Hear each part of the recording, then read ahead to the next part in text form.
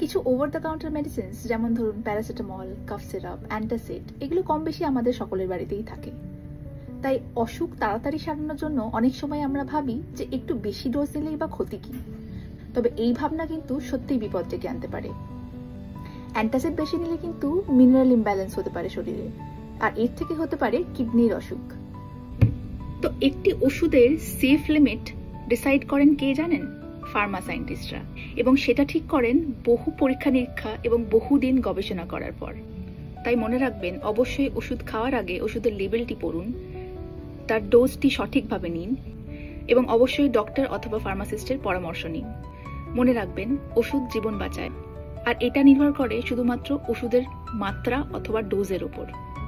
ওষুধ তখনই ওষুধ যখন সেটা সঠিক মাত্রায় নেওয়া হয়, নচেত সেটা হয়ে দাঁড়ায় পয়জন।